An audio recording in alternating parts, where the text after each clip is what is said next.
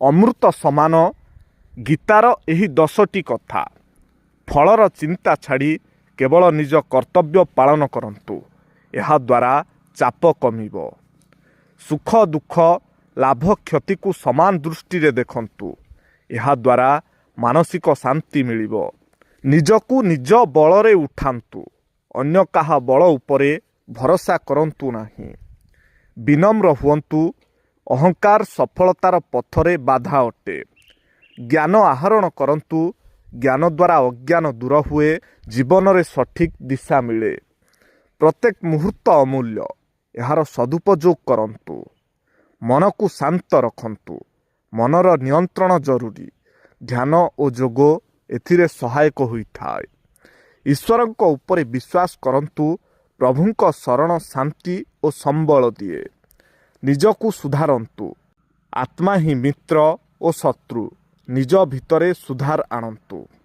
କର୍ମ କରୁଥାନ୍ତୁ। ଅଧିକାର କେବଳ କର୍ମ କରିବାରେ ଅଛି।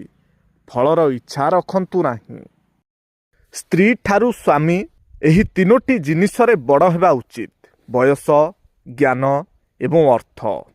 ଏହି 5ଟି ଜିନିଷ ସ୍ୱାମୀଠାରୁ ସ୍ତ୍ରୀର ବେଶୀ ହେବା ଉଚିତ। ଧୈର୍ଯ୍ୟ, ଭଲ ପାଇବା, ପରିଷ୍କାର ପରିଚ୍ଛନ୍ନତା, ପରିକଳ୍ପନା ଜ୍ଞାନ ଏବଂ ଶୁଦ୍ଧ ଜୀବନଯାପନ। ଏହି 3ଟି ଜିନିଷରେ ସ୍ୱାମୀ ସ୍ତ୍ରୀ ଉଭୟ ସମାନ ହେବା ଉଚିତ। ଉଭୟ ଉଭୟଙ୍କୁ ଗୁରୁତ୍ୱ ଦେବା, ଉଭୟ ଉଭୟଙ୍କୁ ଭଲ ପାଇବା ଓ ଶ୍ରଦ୍ଧା କରିବା ଏବଂ ଉଭୟ ଉଭୟଙ୍କ ପ୍ରତି ସହନଶୀଳ ହୋଇ ରହିବା।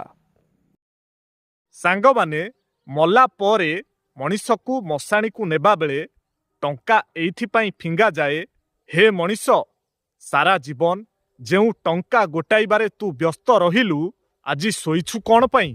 ଦମ୍ ଅଛି ତ ଏ ଟଙ୍କା ଗୋଟେଇକି ଦେଖା। ତେଣୁ ସାଙ୍ଗମାନେ, ଏହା ହେଉଛି ଜୀବନର ସତ୍ୟ। ତେଣୁ ଗୋଟିଏ କଥା ମନେ ରଖନ୍ତୁ, ଟଙ୍କା ଜୀବନରେ ସବୁକିଛି ନୁହେଁ। ଟଙ୍କା ପାଇଁ ଯେଉଁମାନେ ମଧୁର ସମ୍ପର୍କକୁ ଅନାୟାସରେ ଭାଙ୍ଗିରୁଜି ଚୁରମାର କରିଦିଅନ୍ତି, ସେମାନେ ଥରୁଟିଏ ଏହି କଥାକୁ ଭାବିବା ଦରକାର। ଜୀବନର ଶେଷ ବେଳେ ଟଙ୍କା ଆପଣଙ୍କ ସାଥିରେ ଯିବ ନାହିଁ। କ'ଣ ସାଙ୍ଗମାନେ, ଠିକ୍ ତ? କମେଣ୍ଟରେ ଆପଣଙ୍କର ଉତ୍ତର ନିଶ୍ଚୟ ଲେଖନ୍ତୁ। ଆଉ ଯଦି ଭିଡ଼ିଓଟି ଆପଣଙ୍କୁ ଭଲ ଲାଗିଥାଏ ତାହେଲେ ସେୟାର କରିବାକୁ ଜମାରୁ ଭୁଲିବେ ନାହିଁ। ସାଙ୍ଗମାନେ, ଆପଣଙ୍କ ଘରେ ଯେତେ ଭାଇ ଥାଆନ୍ତୁ ନା କାହିଁକି, ଗୋଟିଏ ପୁଅ କିନ୍ତୁ ପରିବାରର ସବୁ ବୋଝ ମୁଣ୍ଡେଇବ, ସବୁ ଦାୟିତ୍ୱ ନେବ, ସବୁ ସମସ୍ୟାରେ ଆଗଭର ହୋଇ ତାର ସମାଧାନ କରିବାକୁ ଚେଷ୍ଟା କରିବ। କିନ୍ତୁ ଶେଷରେ ସିଏ କେବଳ ନିନ୍ଦା ଶୁଣିବ। ସେହି ପୁଅଟି କିଏ? ବଡ଼ ପୁଅ ନା ସାନ ପୁଅ ନା ମଝିଆ ପୁଅ? କମେଣ୍ଟରେ ଆପଣଙ୍କ ଉତ୍ତର ଲେଖିବା ପାଇଁ ଅନୁରୋଧ।